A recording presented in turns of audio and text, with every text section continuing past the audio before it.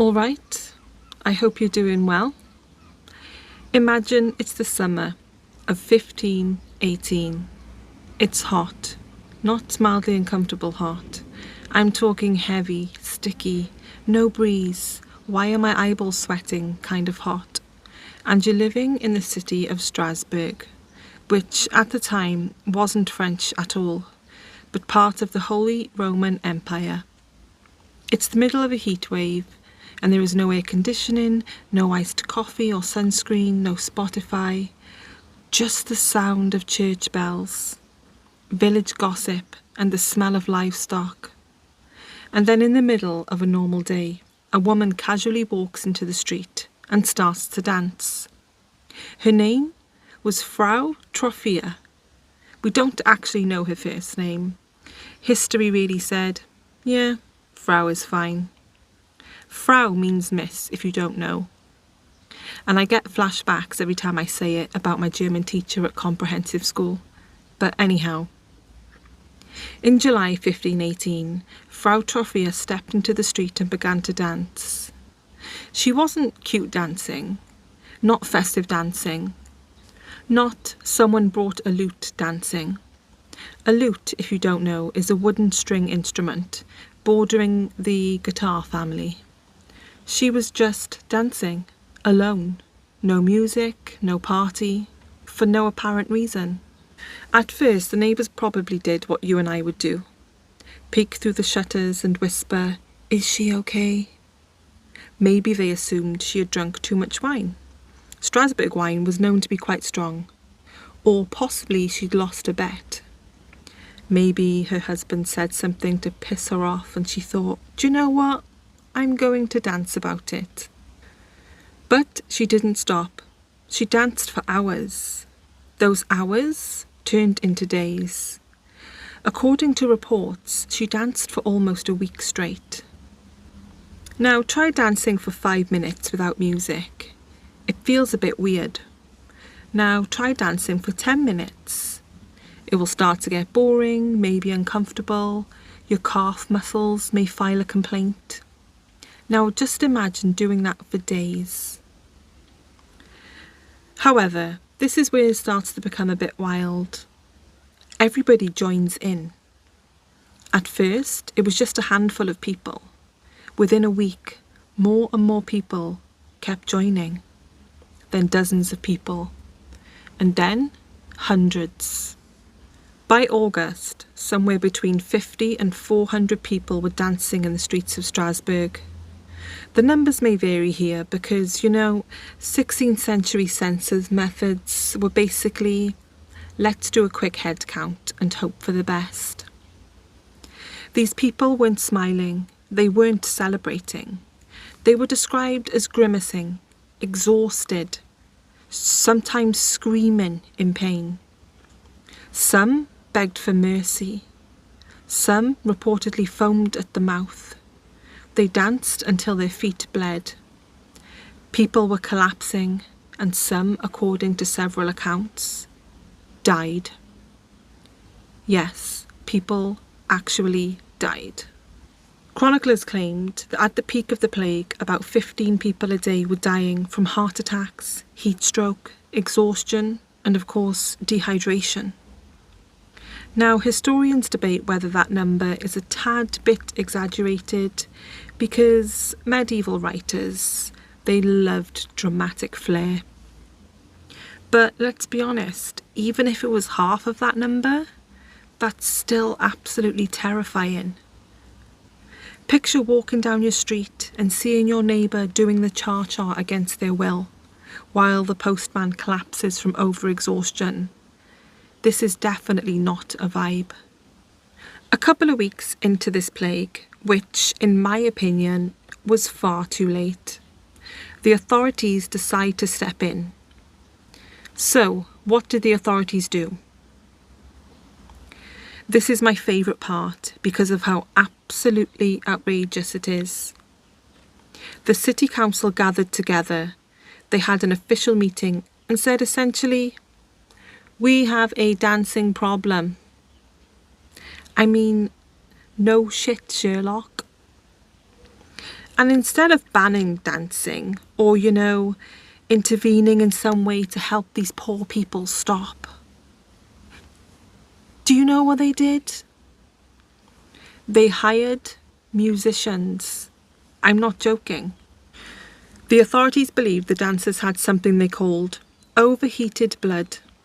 In this period of history, overheated blood was believed to be caused by an imbalance in the body, making a person restless, impulsive, or driven to frantic behaviour, which often led to something called bloodletting, which thankfully didn't happen in this situation.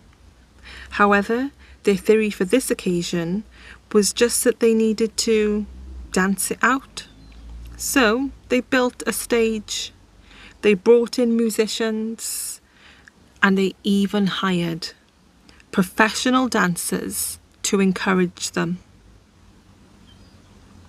I have no words. I feel so bemused knowing this fact.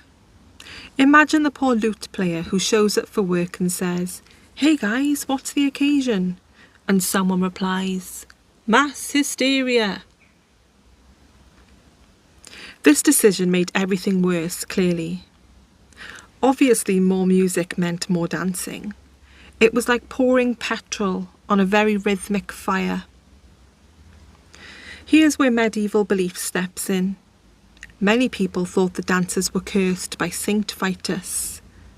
Saint Vitus had a reputation for punishing sinners with uncontrollable dancing. Honestly, the saints in medieval Europe had very specific specialities. There was even something called Saint Vitus's dance, a term later used for certain neurological disorders like chorea. So when hundreds of people started flailing in the streets, many assumed it was divine punishment. Naturally, the solution wasn't "let's consult a neurologist," because they simply didn't exist at the time. Instead, they loaded the worst affected dancers into carts and took them to a shrine dedicated to Saint Vitus in the Vosges mountains. There, they were given red shoes to wear. They were splashed with holy water, and they were prayed over at the shrine. The colour red was associated with the saints, although the red shoes seemed a bit uncanny given the whole situation. So it's 500 plus years later, historians and scientists have tried to figure out what actually happened. So here's two of the top theories, because I love theories. Before the next part, I just want to say a big thank you if you've made it this far in the video. I really, really appreciate you, and if you're enjoying it, feel free to subscribe, like, and all of that good stuff. Okay, let's continue. Theory number 1. Ergot poisoning. Ergot is a fungus that grows on rye. When consumed, it can cause convulsions, hallucinations, and muscle spasms. Some people think the Strasbourg citizens ate contaminated bread, leading to mass convulsions. But here's the problem. Ergot poisoning usually makes people too sick to dance, especially for days. It causes violent symptoms, not coordinated marathon-level grooving. So, while it's a popular theory, many experts aren't convinced, and neither am I. Theory number 2. Mass psychogenic illness, also known as mass hysteria. This is a theory most historians lean towards, because Strasbourg in 1518 was under immense stress. There was famine, I assume from the brutal heat waves. There was disease outbreaks and political instability. People during this period believed in curses. They believed saints could smite them. And they also believed the apocalypse was basically always 5 minutes away. And under that kind of pressure, the human brain can do wild things. Mass psychogenic illness is real. It happens when stress manifests physically in groups of people, and the symptoms can spread socially.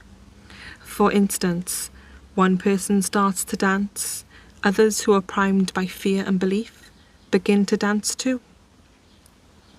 And because that they believed they were cursed, their bodies followed the script. Here's some lesser known stuff. The city actually documented expenses for the musicians who played and for the carpenters who built the stage for the event, if you can call it that. I guess bureaucracy never rests. Some accounts suggest that many of the dancers were women. Historians think the social pressures on women at the time may have played a massive role in this. Also, surprisingly, this wasn't the only dancing plague. Similar outbreaks happened in parts of Germany and in Switzerland in earlier centuries. I read that people sometimes shouted prayers mid-dance, as if arguing with heaven, while still doing involuntary jazz hands. The next detail is a bit disturbing. Chroniclers describe dancers as begging to be tied up. Imagine being so trapped inside your own body that you beg someone to restrain you. That's not funny anymore. That's tragic. Thankfully though, by September 1518, the dancing gradually stopped. There was no dramatic final bow or official declaration, just fewer dancers and eventually none. The city returned to normal life. Markets reopened. People went back to their normal lives, arguing about the price of bread. And that was that. Except it wasn't. Because historians are still talking about it 500 years later. And here we are, still fascinated by it. And why is it that it still fascinates us? Well, the dancing plague of 1518 was one of those historical events that feels fake. Like something out of a dark comedy written by someone who had drank too much mead. But it happened. It shows how powerful belief can be, and how stress can physically reshape our behaviour. It shows that people, whether in 1518 or in 2026, are deeply influenced by the stories we tell ourselves about what's happening around us. If you believe deeply enough that you are cursed, your body might listen. Just imagine if it happened today. Picture the headlines. Local woman dances for 5 days straight. Doctors are confused. Social media would be chaos. There would be conspiracy threads within hours. YouTubers camping out to get the best story. Someone would blame gluten, someone else would blame Wi-Fi. Probably a wellness influencer would recommend something like lavender oil. Meanwhile, council officials might still somehow choose the medieval solution. Have we tried more music? But let's be honest, she would probably be arrested for antisocial behaviour. However, the dancing plague isn't just about mysterious choreography. I think it's really about collective fear, social contagion, the power of our environment, and the fragility of our nervous system. Honestly, I find it oddly comforting, because even in 1518, when everything felt overwhelming and the world seemed unstable, people reacted in a way that, while dramatic, was very real, very human. They weren't possessed, and they weren't monsters. These people were stressed. Very, very stressed. So next time you find yourself stress cleaning at 2 a.m. in the morning, or pacing your living room, replaying a conversation from 3 days ago, firstly, remember to breathe. Secondly, just be grateful that you're not involuntarily moonwalking through the town square while someone plays a recorder at you. History is wild, and sometimes it dances.